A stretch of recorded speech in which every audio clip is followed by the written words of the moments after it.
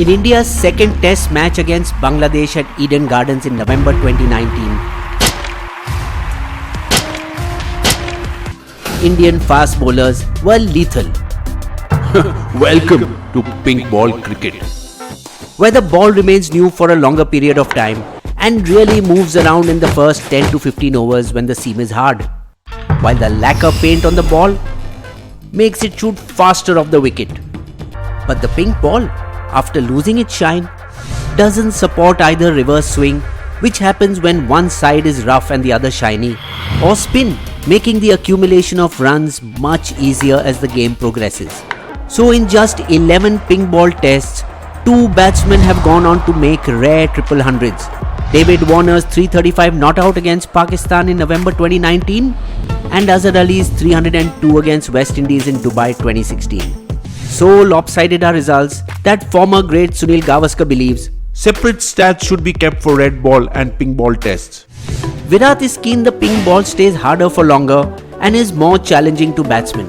If it softens up, there's nothing in it for the bowlers, which is not ideal for test cricket. 3 companies make cricket balls.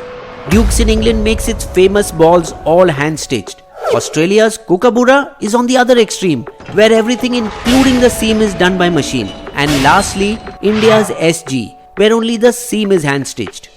The handmade Red Duke ball has many fans who believes it swings more, lasts longer and provides spin, unlike the machine-made Kookaburra.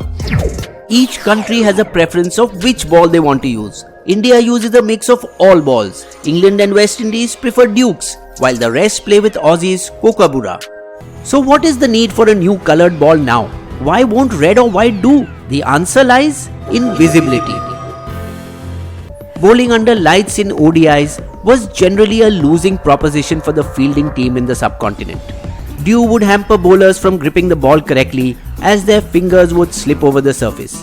How many times have you seen them trying to dry the ball with a towel in the slog overs? The white ball would turn brownish after some time, exposing the raw leather beneath.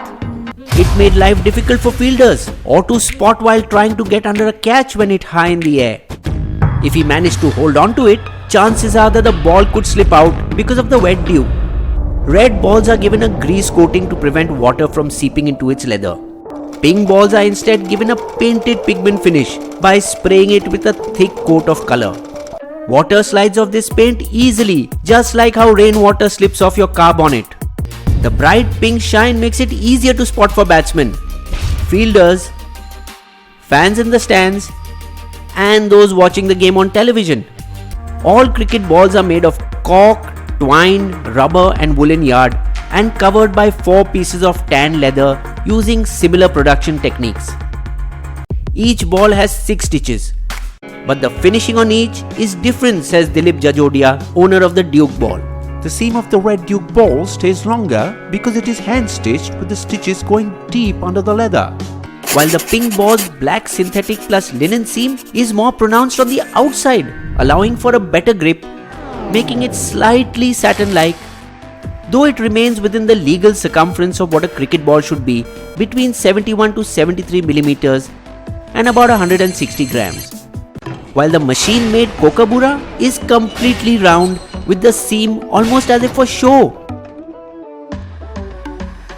The color of the die and the difference in finishing decide which ball is used in which format. Red used in test and ODI matches that end before sunset, white used in day-night ODIs and T20s, and pink used for day-night test matches. The pink SG balls used this time against Bangladesh remained harder for a longer period as compared to previous lots. We are trying to make the pink ball behave similar to the red ball. The story of the pink ball starts in 2006 at the Malibon Cricket Club MCC when they asked Kookaburra, "Why don't you make a ball that can be used for day-night test cricket?" Who then tested several color balls, optic yellow like tennis balls, bright orange, green seams, white seams, etc. Some of which were easy to spot for fielders taking high catches. Batsmen, however, complained. Those colors merge with brownish patches on the pitch. So pink became the consensus color. Despite these tests for visibility, batsmen from both teams of the India-Bangladesh game complained. Sighting the pink ball is difficult, especially during sunset. S. Ravi, India's elite umpire, who officiated in the first ever pink ball test in Australia, believes. It became a bit difficult to spot during the 30 to 45 minutes of twilight. In day-night ODIs, the break between innings takes care of twilight. To overcome this problem, India tried adjusting break times during the Bangladesh pink ball test. With no offense to our viewers in Bangladesh, winning against them at home is one thing, but playing truly world-class pace attacks on Australia's bouncy pitches is quite another. Maybe we'll get a pink ball test at the Gabba if Virat's in a good mood. Cricket Australia will formally request BCCI for not one, but two pink ball tests, likely at the Gabba and Adelaide during the December 2020 series. We're delighted to hear that India are playing a day-night pink ball test. Virat, who is not at all a pink ball fan, agreed to Saurav's request to play against Bangladesh in 3 seconds so as not to displease the new BCCI chief, but had earlier refused a similar offer from Australia in 2018 and is likely to refuse 2020's offer as well. Vijay Tagore writes in his Mumbai Mirror column, The team management does not want to jeopardize India's chances of qualification by playing with a pink ball in Australia. Currently, India are on top of the World Test Championship table and only if assured of a place in the final may agree to play one pink ball test in Australia.